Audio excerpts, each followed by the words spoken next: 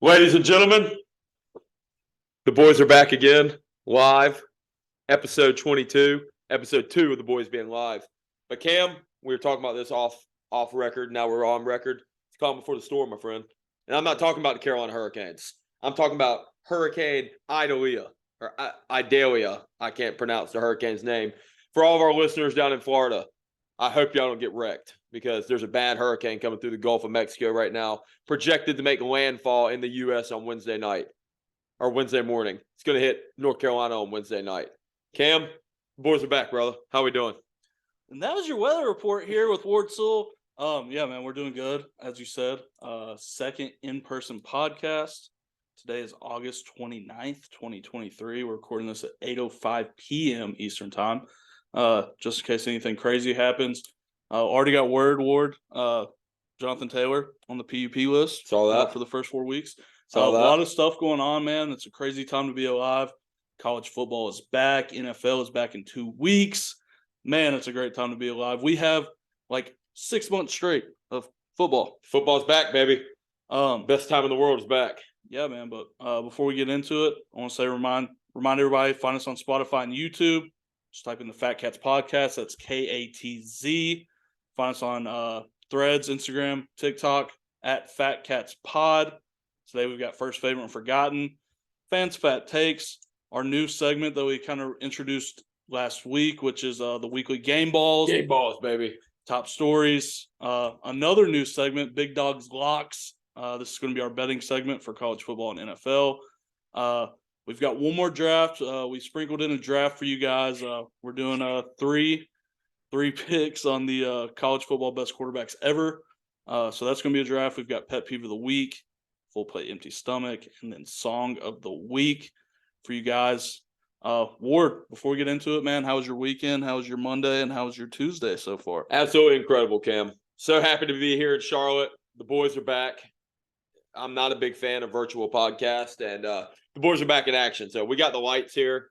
I don't know if you can tell, but if you can see this reflection back here in the refrigerator, we got lights, we got camera, and we got action. But anyway, kind of Cut it out. kind of going off that. Happy fantasy football draft week. I think for most of the leagues going on, I know for my 2 leagues, Cam's in like 4 or 5 leagues, but all the drafts were this week. We had our personal, what's it called, the FatKatz and bots or whatever. We had our personal draft this week. My team is very running back heavy, which that wasn't intentional. It was just who best player on the board for me. Cam in one of his leagues, he's extremely wide receiver heavy. So fantasy football's here. You know, college football week 1 is here. You're going to see them NC State Wolfpack play this week. You're going to see them Kentucky Wildcats play this week. And you're also going to see those Western Carolina Catamounts play this week. So the boys are back in action. Cam, let's hear it, brother. Let's have a podcast. Yeah, man. First of all, I want to say happy belated birthday to our guy, Bday Brown. We spent the weekend in Charlotte celebrating. Some things will be remembered, some won't. It was a fun time. And Ward, this time of the year is probably the most optimistic you'll see a lot of people. We just drafted our fantasy football teams, man. Everybody's happy about them. And then, you know, nobody's won or lost yet. No NFL teams have won or lost. No college football teams outside of the few that played last week have won or lost, man. This is when everybody's uppity. This is when everybody's talking junk. This is usually the last week of Louisville fans being happy about their football program. So, yeah, man, this is a great time to be alive. There's nothing better than talking ball with your friends, your rivals, and your enemies. But as we get into it, man, episode 22, like you said, let's get into First Favorite and Forgotten. First, number 22, I thought of, you know, Cam, I usually try to keep it with the players that are currently running the show. Mr. Derrick Henry, the only running back that's pretty much not, I don't want to say relevant. It's only him and Christian McCaffrey. I don't want to say relevant, but not face it. Derrick Henry's in a league of his own. Derrick Henry's the face of his team. He is the Tennessee Titans. So first is Derrick Henry, Cam. Yep, and keeping on the running back train, I'm gonna go a little bit older than you. I'm gonna go with Emmitt Smith here, all-time leading touchdown haver and for the running backs, and I believe he's the career rushing leader as well. Yep, tell me about it. We played him. Redskins played him twice a year. Don't fact check me on that because I don't have it in front of me. But yeah, I'm gonna go Emmitt Smith. What many say is the 1 or 2 greatest running back of all time. Love it. So my next pick is gonna be, if you know me, you know why I picked this guy. Mr. Harrison Smith, that white boy cold back there in the secondary. He's one of the only white boys in the secondary in the NFL that is a current starter, and he has been a long-time starter, Cam. He's been at the top of his game now for, 7-8 years. He's been in the league. He's a vet, and he still hits hard. He's coming out with his inner Cam Chancellor, inner Legion of Boom. He's doing his thing, but Harrison Smith. Yeah, man, we went from Eric Waddle to Harrison Smith. I think those two guys gave you inspiration that maybe one day you could play in the NFL. For my favorite, I'm going to go with Roger Clemens. This guy was a pitcher in the steroid era of baseball. Funny story, the only reason I really kind of know this guy, I was too young to really actually watch him, is his son played for the Lexington Legends when I lived in Winchester, Kentucky, and my dad met him at a movie theater. I don't know the movie. I think it was Zorro, actually, now that I think about it. But yeah, he met Roger Clemens, and he said he was the biggest person he's ever seen in his life. So Roger Clemens, my favorite number 22. That a boy, Roger Clemens. And my forgotten this week, and the reason why I threw this forgotten in here is because if you live in Charlotte, I promise you have seen a cajillion of these jerseys. It is Mr. former number 22 for the Carolina Panthers, Mr. Christian McCaffrey. He's now number 23. So teaser, me or Cam may have him in the next episode, the Michael Jordan pod. But anyway, 23 is going to be or 22. CMC is my forgotten because he wears number 23 now. Yeah, man. When you were reading that number off, I thought I was sitting next to our president for a second. My forgotten number 22 is going to be Matt Forte, fantasy legend, also a really good running back for the Chicago Bears for a long time. Played for the Jets for a little bit. Underappreciated. I know our guy Justin Alford kind of pointed him out when we had our running backs draft not too long ago. So I wanted to show Matt Forte some love because he was always a solid running back. But that's our first favorite forgotten. You guys know the drill, man. Let us know who you guys had, who the first person you thought of, who your favorite number 22, and a guy that people have forgotten about. I don't know how many people have forgotten about Christian McCaffrey or Matt Forte, but if you think of somebody, throw it in the comments. Like this video, subscribe. Everything is appreciated, and we love you guys, man. We were actually talking, me and Ward. I think we're going to name you guys, our fans, the Big Dogs. It just fits. That's something we say a lot. So the Big Dogs and Big Kitties. We appreciate the Big Dogs, and I don't know if Big Kitties is going to make as much of an impact, but we'll go with Madison. If you're listening to this, we love you, Big Kitty. But as we get into it, man, we got some good fans fat takes this week. Starting out with our guy Justin Alford. He said, great pull with the Barber brothers. We touched on that last week. He read the books back in the day as well. And I know if you hear me talk or know me very well, I'm sure you didn't think there was much reading in my past, but I promise you I read those books. 21 is a great number for sports. My first was Neon Deion Sanders. Favorite was LT. Forgotten, kind of a stretch, but underappreciated, was the big fundamental Tim Duncan. I love that pool, by the way. Elite ball player for years, loved his game and mindset. And then he said week one could be a good starting point for the Heisman campaign for Jaden Daniels and or Jordan Travis for FSU. Never heard of such nonsense of a Mexican restaurant not having free chips and salsa. That was ridiculous. That was a big talking point, man. I think that's the only thing that people took from the show, really. Very valid pet peeve of the week. And same for you, Bam Bam Cam. Been looking for land up here in the Raleigh-Durham area. Good luck. Yeah, good luck. Can't find any decent plots of land for under 10 or 12K an acre, some upwards of 100K an acre. And they ended it with FatKatz for life, man. FatKatz for life, baby. Justin, love the comment, brother. This is not in response to the show, but this is something Uncle Weezy sent me. He sent me a video, and it was Dennis Rodman and J.J. Redick saying that Larry Bird couldn't play in today's NBA. Weezy said J.J. Redick saying that Larry Bird couldn't play in the NBA today. By that statement, he's saying that he, J.J. Redick, and every other player in the league is currently better than Larry Bird. This is insanity. I'm closer to JJ than he is to Bird. Maybe let's pump the brakes on that a little bit, but I mean, you could have a point here. I agree, man. I think JJ Redick, every time he talks about like the older generations of basketball, it just makes him look more and more like an idiot. I think JJ Redick thinks more of himself as a basketball player than anyone ever has. But that's all I have to say. Ward, do you have anything to go with the Dennis Rodman, JJ Redick, Larry Bird hate? Old heads, man. These old heads that think it's a different game of basketball that y'all watch compared to what we watch. The guys now are bigger, faster, stronger. The guys then, Not a lot of them. A few of them make it in today's game, but not a lot of them. So that's my comment on that.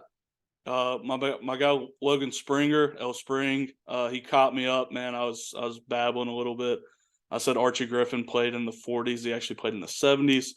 I will say to my credit, everything pre 1990 might as well be the 1800s to me. He also said, Ward, you refusing to say Drake May in the Heisman talk made him chuckle.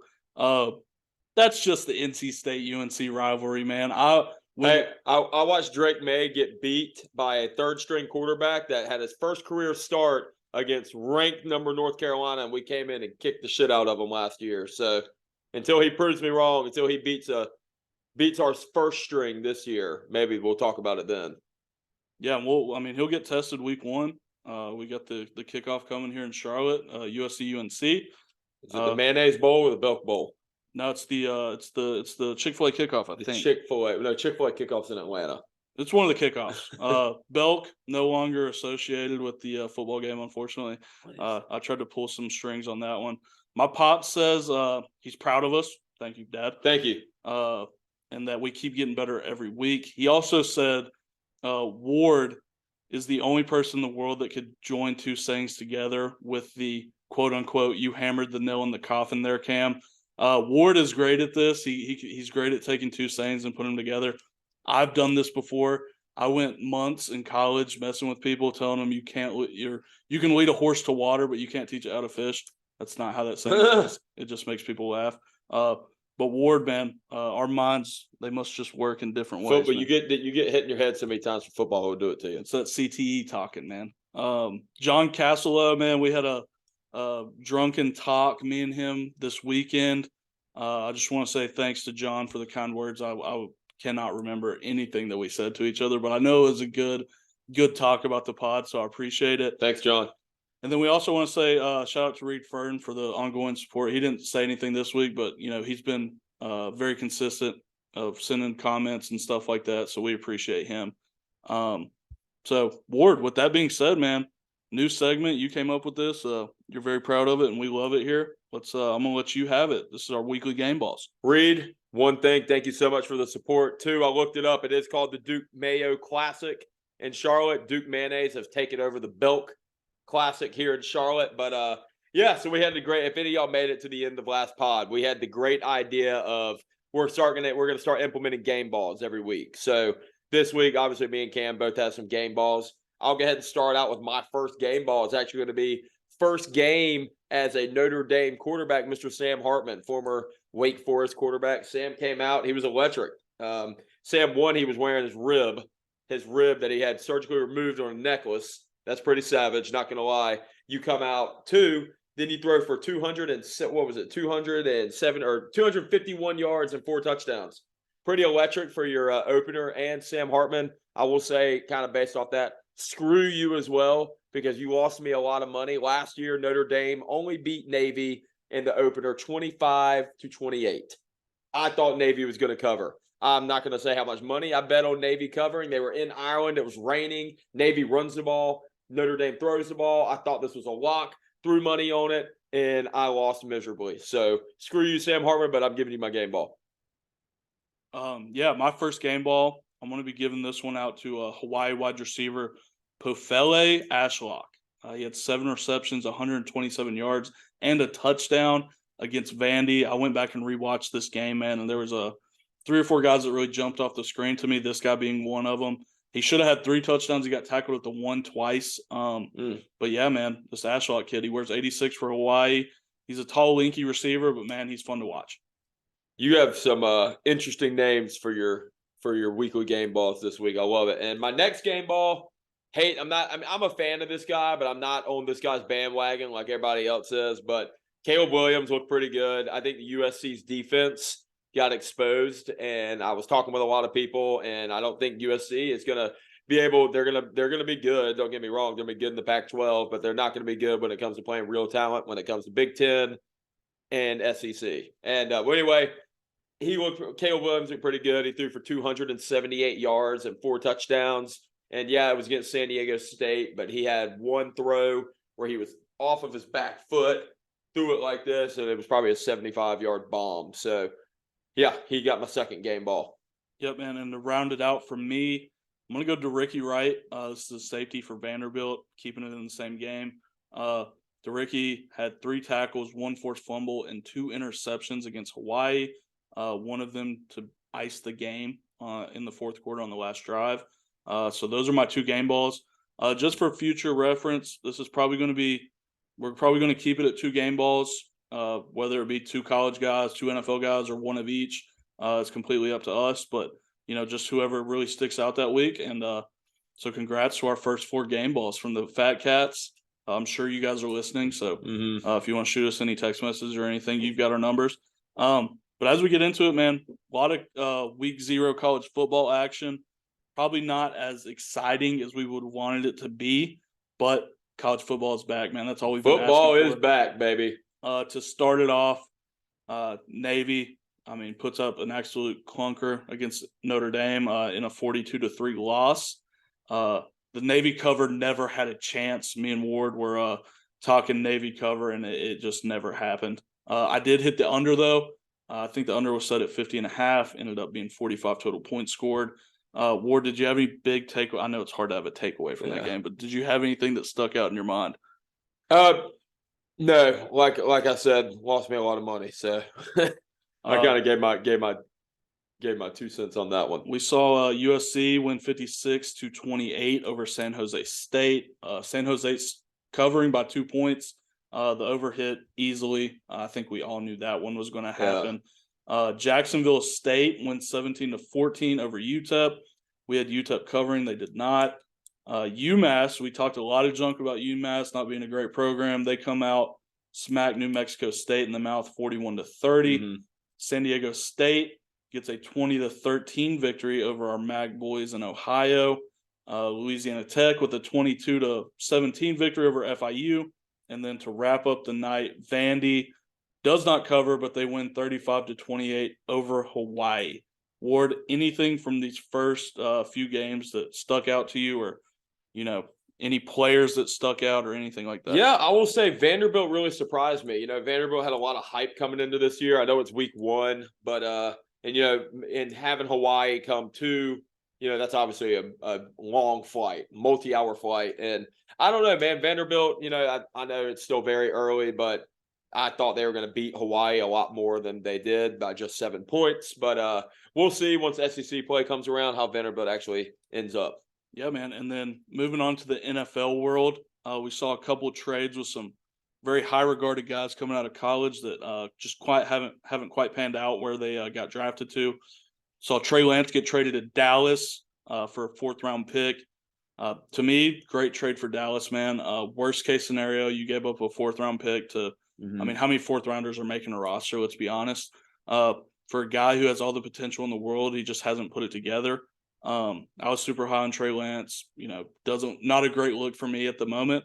But, I think this was a no-lose trade for Dallas. No, not at all. And being a Redskins Commanders fan, I absolutely hate seeing this trade. Obviously, Trey Lance has a lot to prove, and I think it's not a Dak Prescott fan in any way either, but maybe this would be a wake-up call for Dak Prescott and, kind of put some fire behind him. But, yeah, I saw a statistic the other day that kind of made my mind jump a little bit. So it showed the 49ers. This may be one of the worst trades ever, by the way. I can't remember. I think it was 3 first-rounders they gave up for Trey Lance. And you look at the players that was taken behind Trey Lance that year, they had the 2nd or the 3rd pick. The 3rd pick. You look at the players taken behind Trey Lance that year that would be beneficial to the 49ers. It's pretty insane. The first one that comes to mind is Jamar Chase. So, which is really interesting, but yeah, we'll see. Congratulations, 49ers. Yeah, man. And, hope that 4th rounder's good. If you're Brock Purdy, you've got to be, the happiest man in the world right now. Obviously, Trey Lance, it came out, he was going to be the 3rd on the depth chart behind Brock Purdy and Sam Darnold. So this trade almost had to happen. You don't want a guy that highly touted to be your 3rd string quarterback. And like we talked about, man, like you can get the value. It's not a lot of value, but get at least some value out of them. I don't think anybody lost this trade. The only person I mean, the only way we see if somebody wins this trade if Trey Lance actually gets on a football field. We'll see. The Giants make a splash trade.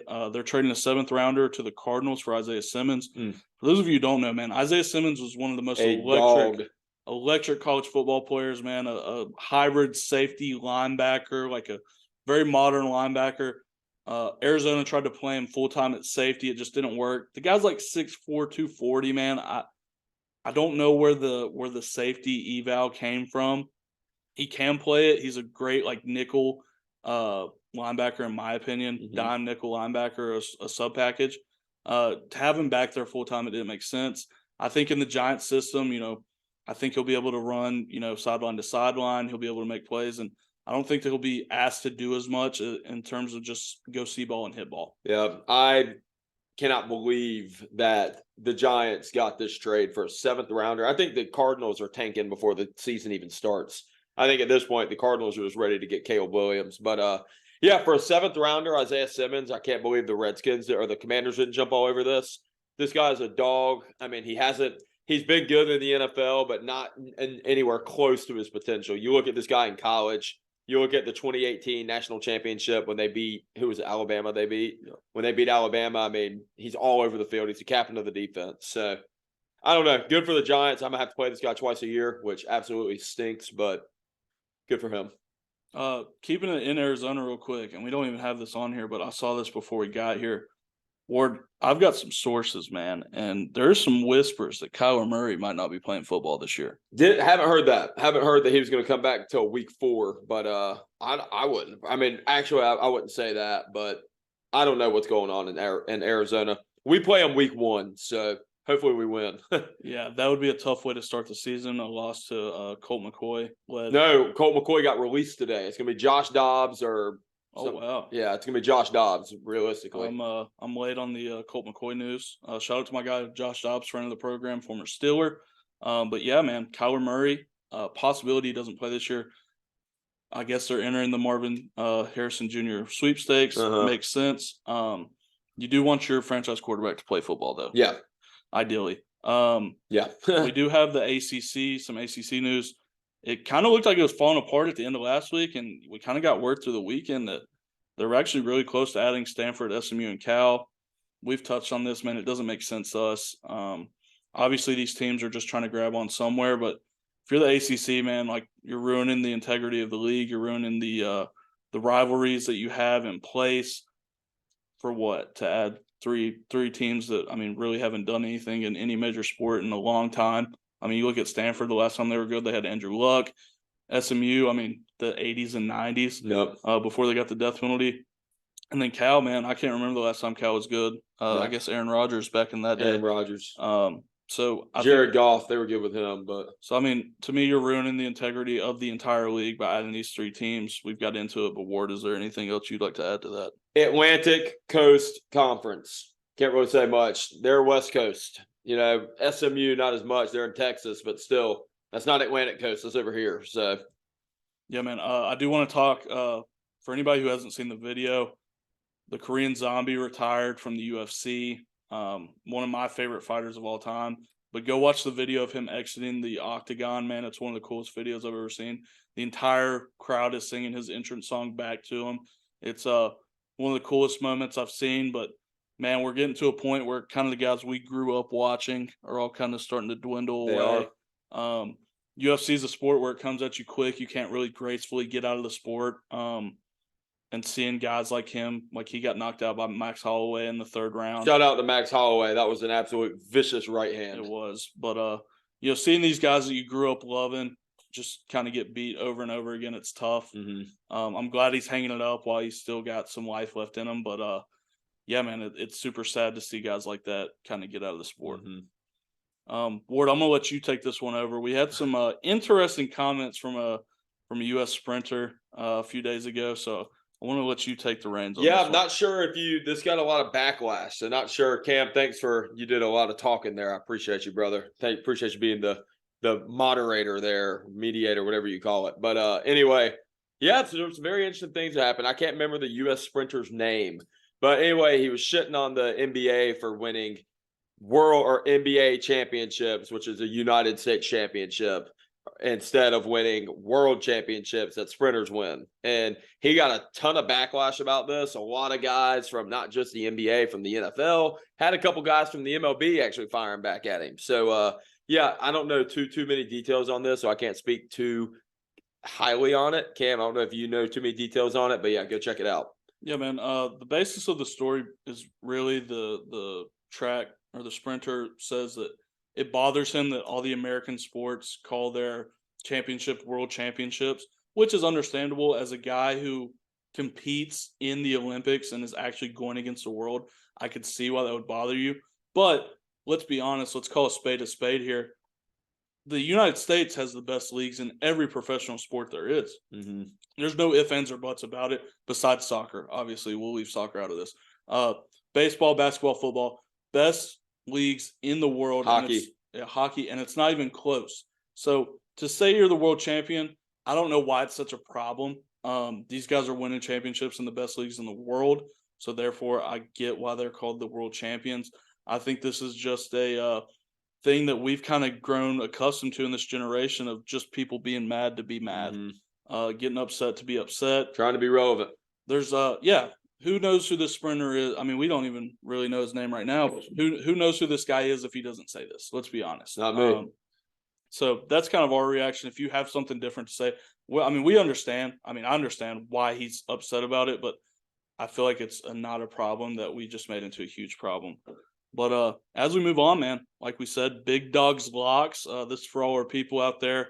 We're going to go one pick at a time. So the kind of what we're going to go week by week is I'm going to have a Kentucky lock bet that I like and a Steelers bet I like. And then I'm going to bring three or four more bets that I like, ranging across the NFL and college football. For Ward, obviously, it's going to be an NC State bet he likes. It's going to be a Commanders bet he likes, and then 3 or 4 more across college football and NFL. So today, starting off, obviously, no NFL this week, so we're going to be strictly college football. I'm going to go Kentucky, Ball State. I think Kentucky wins outright. I do think Ball State covers the 26.5-point spread, though. If you look at week 1 games under Mark Stoops, I think Kentucky's like 1-9 against the spread. This is usually a game where we fill it out. We see who's playing in what positions, what rotations we like. And usually we try to get the starters out as soon as we can. If we get a 3-score lead, the starters are coming out. We're not getting anybody hurt. So for all those reasons, I've got Ball State to cover the hefty 26.5-point spread. Good call, Cam. And love the idea, by the way. Love the big dog locks, the FatKatz locks. Love it. But my lock this week, and one of my locks this week, it's actually going to be NC State. So right now, NC State is a -15 favorite over UConn. I have us covering this, and I have us covering this by a lot. And the reason why I say this is we actually played UConn this past season. It was week 3 last year. It was September 22nd. We played them, Cam, and we beat them 41-10. That was in Raleigh. This is week 1. Going from a team that you beat just this past season that you're playing again. I'm not sure what UConn's done to get better, but I think all they could have done is get better. But anyway, -15 spread, have us covering. Yeah, man. It's going to be fun to watch all 300 people pack into that stadium in UConn to watch that game. Hopefully some state fans make the trip. That's a hefty trip, though. Have you ever met a UConn football fan? No, I've seen people wear UConn football. Actually, no, I did. There was a girl list that we went to college with. She's from right outside of University of Connecticut, and she was a big UConn football fan. Okay, cool. So one. Yep, one.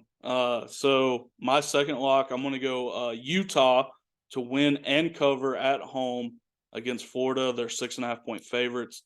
I think Florida is going to stink this year. I think Graham Mertz is a bad quarterback. And I just don't think people want to play for Florida right now. I think that team is kind of down in the dumps. There's been no real buzz this offseason. Utah brings back their quarterback, Cam Rising, although we don't know yet if he's going to play in this game. He's had some injuries in camp.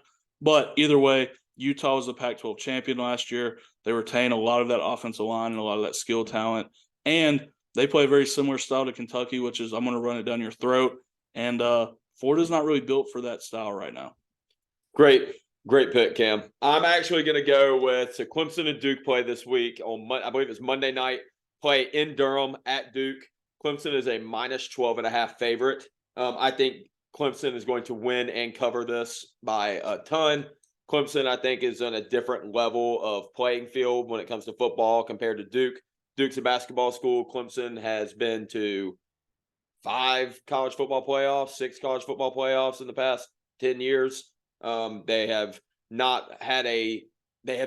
won 10 games or more since 2014. So, yeah, I'm taking Clemson here. Yeah, man. I think Duke and Kansas, if you look at their kind of records last year, I think it's a little bit of fool's gold. Duke does have an NFL prospect at quarterback, but they lost a lot of skill talent to the portal. I don't think Duke's going to be very good this year. Go look at their schedule. They're supposed to be the dark horse of the ACC. I just don't really see it. Well, and in the ACC, you can have a lot of dark horses just because the schedule plays out so well for a lot of those teams that don't have to play Florida State and Clemson.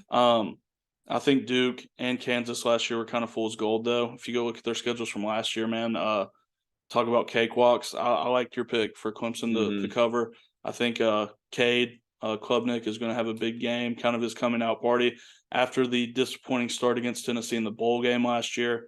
And I just think Dabo is going to be on a warpath this year, man. As much as I kind of don't really like Dabo, he's a great coach, and I think he's going to have those boys ready to play some ball. Moving on to my third pick, and this, as we talked about the Duke's Mayonnaise Classic, is that what we called it, the Kickoff Classic? I got South Carolina to win outright as 2.5-point dogs over UNC. So if you're riding that, take the money line as opposed to the spread. Yeah, I think South Carolina is the better football team. Although the offensive line has some concerns, man, that defense is always going to be tough. They're always going to have the skills. And, man, if Rattler can go and not throw 2 picks, they should win this game. Yeah, great pick. Great lock there. My next lock is actually going to be my pick number 3. It's actually going to be ECU and Michigan play this weekend in the Big House. And Michigan is a minus 17.5 favorite. I think Michigan is going to win and cover the spread. Michigan is the number 2 team in the nation. Is it number 2 or number 3? I'm not for sure. I think it's 2 or 3. They're top 4, and Michigan is exceptional. They're bringing back a ton of talent, and I don't think that ECU is going to be ready to go and play a team like that at home. Sorry for all the ECU Stone. I'm sorry, buddy, but y'all are going to get killed. So yeah, I'm gonna go ahead and lock in Michigan at minus 17.5. Yeah, man. When you told me that spread, I had to do a double take. I had to ask you if you read that right. I couldn't believe that number. I think that's going to be a pretty easy cover for Michigan at the Big House. Also, I want to say get used to some Western Carolina spreads. We couldn't find it this week. No, we did find it. Oh, what was it? So the Western Carolina Catamounts go to the Arkansas Razorbacks, Mr. SEC team this week, and Western is disrespectively at a minus or a plus 34.5 point underdog. So I'm always going to ride with the Catamounts. This may affect my record and our spread this year, Cam, but have them Catamounts covering. Go Cats, baby. I'm going to plead the fifth on this one. I just can't make that one. The last time we played an SEC school was 2019. We went to the University of Alabama. I was there, went to the game, and we got beat 66-3.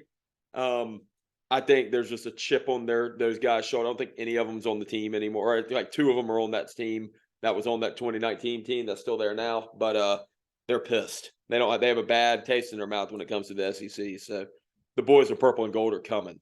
Yeah, man, it's going to be 2 versus 80 on Saturday. For my last block, and I don't know, we might change this name up. We could go Big Dog Locks. We could go Big Dog Picks. We could go Big Dog Bets. We'll figure it out. We'll get it ironed out. But I'm going to go Tennessee versus Virginia over 56.5. I could see Tennessee hanging 63 on this Virginia team, man. They're bad. Yeah. Obviously, with the tragedy last year, like you don't want to kind of beat a dead horse, but they lost so many guys to the portal, including their starting quarterback to you guys. I think this might be the worst team in Power 5 football. And Tennessee, I think they're going to get shot out of a rocket, man. I think Joe Milton's going to come out and play some good football. They've lost some weapons on the outside, obviously. The defense is a concern for Tennessee. But I see Josh Heupel kind of making a statement here in week 1 against Virginia. Great pick. And there's one more that I do want to touch on. It's Florida State versus LSU Monday night. It's actually the game of the week. And I think, Florida State beat LSU last year, which obviously everybody knows that. And I just think, looking back on that, I think LSU and Brian Kelly is established now. Florida State's obviously established too. But I think Jaden Daniels is going to come in with a fire under his ass. He's going to come in. He's going to play good. And I think LSU is going to beat Florida State and cover the 2.5 point spread. So there you go. That's our Big Dawgs Bets, Big Dawgs Locks. If you guys have any, drop them in the chat, man. Send them our way.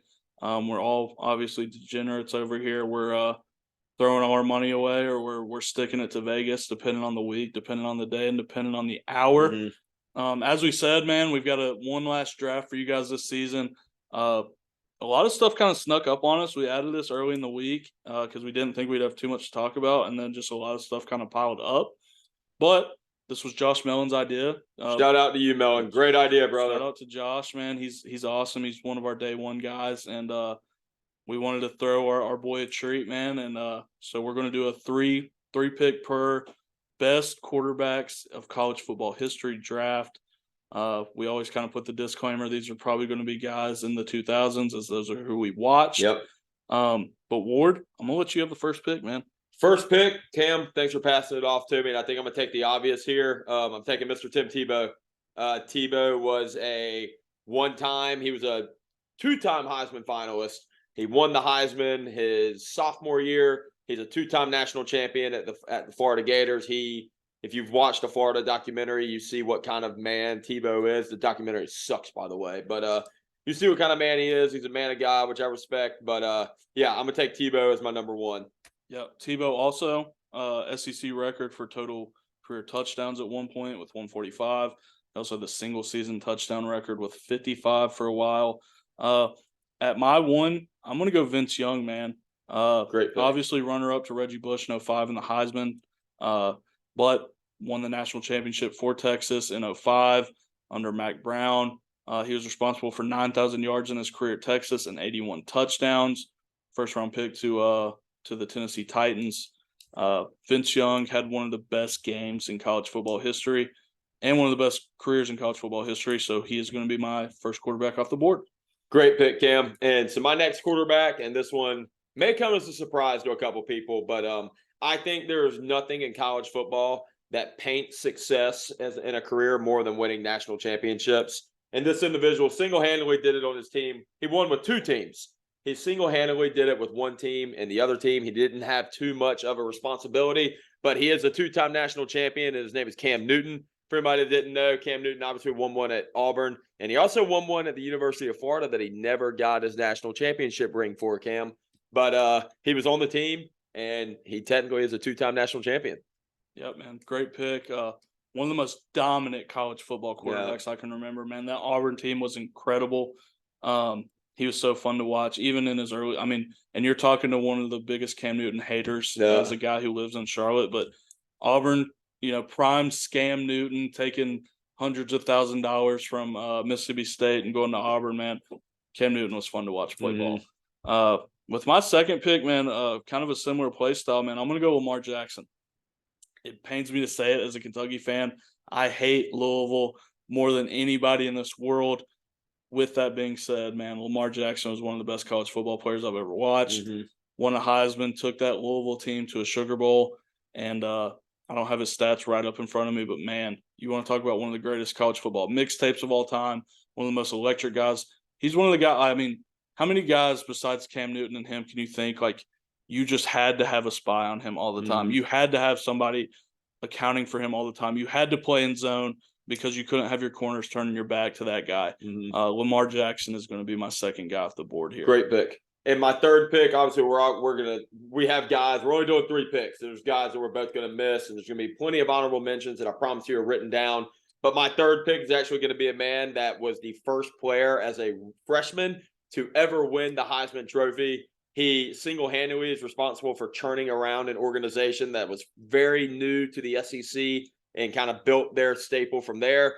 Johnny Manziel, Johnny Football. If you've watched a documentary anytime in the past couple of weeks on Netflix, it shows, how on top of the world and how big this guy was. He was partying with LeBron James, with Drake. Like, you look at the big celebrities, he was with them all the time. Like, he was well recognized. But obviously that doesn't take away from his football career. But yeah, he is going to be my number 3. Yeah, man. And you want to talk about guys that surpassed the sport as an individual. Mm-hmm. There was a time where Johnny Manziel was bigger than the game of college football. Mm-hmm. He was the biggest star in college football for 2 years. And, great pick, Ward. Yeah. He was incredible to watch. I had a Money Manziel t-shirt that he made, so he got some of that money. I attributed to the NCAA violations. But yeah, man, he was so fun to watch, especially, you're a cocky kid growing up. We're in 7th and 8th grade. Those are the kind of the guys that you kind of go towards. With my last pick here, I'm gonna go Broadway Joe, man. I'm gonna go Joe Shiesty. Joe Burrow goes to LSU. One of the best teams I've ever watched in my life. The LSU team with Ed Ogeron as the head man. Jamar Chase on that team. Justin Jefferson on that team. The final number from that team is 15 guys that got drafted. Mm-hmm. It's incredible. And if you watch, man, he had so much composure that senior year that he had, man. He played almost perfect every single game. He was so fun to watch. Joe Burrow is going to be my last pick here for sure. I think 2019, Joe Burrow put up the best Heisman quarterback campaign in a single season than anybody in the history has done. I think he's number 1 over everybody. And I think that 2019 LSU team is actually the greatest team to ever come out of college football. So you look, all around, I think I don't know where they got that whole team from. But Cam, I agree with you. Obviously, we're going to have some honorable mentions here. I'll go ahead and start out. One, can't forget about my guy RG3. He was right up here on the list. RG3 is responsible for single-handedly turning around a franchise or a team in Baylor. Baylor was not very well known. RG3 got there, brought him from a 3-win team to a 9-win team, and then he was the number 2 overall draft pick. Got to throw Andrew Luck in there too if you're going to talk about RG3. Another one that's very similar to RG3 is Case Keenum at Houston. If anybody remembers the old NCAA days, like old video game days, no-name quarterback from Houston was always a 99 overall. Nobody knew who the hell that was. It was Case Keenum. So he's one. And one more honorable mention I do want to throw in there, because I do want to talk about success and how important it is A.J. McCarron. If anybody remembers A.J. McCarron from the early 2010s, from those Alabama days, he's actually responsible for winning 2 national championships with the University of Alabama. And he had an extremely hot girlfriend that all middle schoolers had a crush on. Cam's the one that brought that up to me, so I'm going to give credit where credit's due. But those are my honorable mentions. Yeah, man. First thing I think of when you say RG3, him and Josh Gordon were an incredible duo at Baylor. You want to talk about winning? Stetson Bennett's got to be on this list, man. He's got to be an honorable mention. He has 2 daddies, too. We've got the Manning brothers, obviously. Mike Vick, Trevor Lawrence, Dan Marino, Deshaun Watson, Joe Montana. We've got some Tommy Frazier action here in the 90s Nebraska teams. Geno Smith, you got to give some love to Geno Smith. Pat White, Marcus Mariota, and Jameis Winston are some other honorable mentions. Again, if we left anybody out, if you have somebody ranked over top of us, let us know. But again, this is personal preference. These are guys we watch, we have biases towards, and we've always said that. So let us know in the comments, man, who you guys like in the last draft until football's over, probably, unless we have another slow week, which isn't a slow week, actually. But yeah, man, as we get out of here, we got Pet Peeve of the Week, obviously. So, Ward, I'm going to let you have that one. Cam, appreciate it. And I will say, Melon, thank you so much again for the draft. And 2, this is going to be our last draft for a while. Obviously, while we're slow over these summer months after basketball, waiting for football. Football's here. So we're going to have plenty to talk about, plenty to break down, and plenty to argue about. But, yeah, my pet peeve of the week this week is anybody that has an out-of-market team that you're a fan of. There's two ways to watch it. You can go with the unreliable crack Stream East online, or you can spend the money and get NFL Sunday Ticket. Well, anyway, NFL Sunday Ticket was bought by YouTube TV this year, and it cost, Cam, I'm not sure if you knew this, but it cost $400 to watch out-of-market games this year. So pretty much to watch the Steelers, not the Steelers, y'all are not America's team, but y'all have a huge fan base, and y'all are usually on cable. But we're never on cable because we suck. And anyway, Yeah, I'm gonna have to spend $400 to watch my team play this year, which I'm not sure if I'm gonna. If it comes down to it, I will do it, and I'll be absolutely pissed. But yeah, NFL Sunday Ticket. You're my pet peeve of the week. You're overcharging, and you run a monopoly over out of market football games. Screw you. I'll tell you the big loser in this is DirecTV, man. Mm-hmm. DirecTV is losing a lot of people because of this. I know a lot of people who only had DirecTV for Sunday Ticket, and now as it moves to YouTube TV, probably going to be a lot of problems as there always is with YouTube TV. So, yeah, man, Sunday Ticket, not a fun purchase to make, but it's you almost have to nowadays. You got to watch your team. My pet peeve of the week is the North Carolina sports betting bill. Kentucky passed theirs at the same time that North Carolina did. Kentucky's first bets open today, so their residents could bet on football this season. While here in the Church Belt of North Carolina, we have to wait until New Year's of 2024 to place our first bets. Just doesn't make sense to me. Like, we're trying to give you our money, but you won't let us. But yeah, NC sports betting is going to be my pet peeve of the week. And here's a little full plate empty stomach for you guys. My full plate this week is going to be Will Grier, Charlotte Christian legend, WVU legend, Florida dropout. In his last game as a Dallas Cowboy, they had traded for Trey Lance.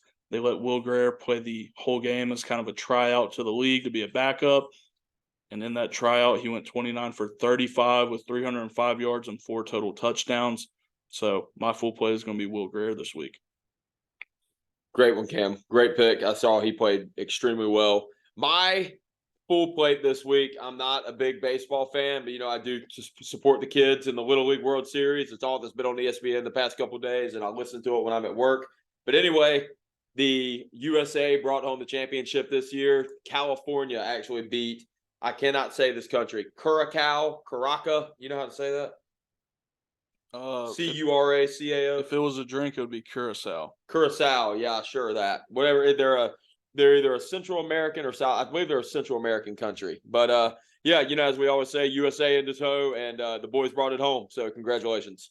Yep. And for my empty stomach, I'm going to go Vanderbilt's football stadium renovation. If you watch the Hawaii game, bro, they've got bulldozers in the back of the end zones, man. It looks like a battlefield out there. It's so bad, Ward. They don't even have a visitor locker room. They made Hawaii set up tents. You have got to be kidding. No seating. They had to sit on the ground, man, and that's no way to welcome an away team. I saw they had the Jumbotron held up by cranes. Yep. There's no the scoreboard barely works, man. It looks like the longest yard 2.0, man. It's a bad look for an SEC school who just got about $38 million from a TV deal. Great. My empty stomach this week. I'm not sure if anybody watched ESPN today, but it's going to be the Colorado Rockies security. So not sure if anybody saw, but 3 fans went kind of crazy and went and tackled Ronald Acuna Jr. in the outfield this weekend, and the security is just jogging over there, letting it happen. I don't know if somebody paid security off or what, but yeah, those guys do not look very in shape, and they did not look like they knew what they were doing. They obviously were not former football players, so yeah, Rocky security, hire the FatKatz. Yeah, if you watch the video, Ward, for a guy as injury prone as Ronald Acuna, dude, they are bumbling and rumbling around his legs and tripping and falling. And man, if you're a Braves fan, you got to be scared to death that they're gonna hurt your boy Ronnie, a guy who has knee face of your franchise, face of the franchise, a 30 and 60 guy, and here comes Rocky's security not being able to get it. These buffoons from tackling you and hugging you. So yeah, man. Rockies security, we're available. I will check the boys out. I will say we come at a hefty price tag, but we're open. And as we get out of here, man, I want to remind everybody, find us on Spotify and YouTube, FatKatz Podcast. That's KATZ. Find us on Instagram, Threads, TikTok at FatKatz Pod. And as we get out of here, we got Song of the Week. My Song of the Week is going to be Grove Street Party by Waka Flocka. It's Kentucky football's entrance song, theme song, whatever you want to call it. I'm so hyped for this football season, man. As I've said over and over again, this is a 8, 9, 10 win ball club in Lexington this year, as long as everybody stays healthy. And Yeah, man. Ward, what's your song of the week? My song this week is going to be Congratulations by Post Malone, because football fans, FatKatz fans, congratulations. We've made it. Football season is back. So, as always, Cam, hold the shirt up. Check the boys out. Cam, you'll have to screenshot that one for Instagram. But check the boys out. Thank you guys so much for all the continued support. Send this to a friend. Let a friend know. Check the boys out. We're 2 up-and-coming podcasters trying to make it. Love you guys. If you made it this far, I owe you a beer. Great podcast.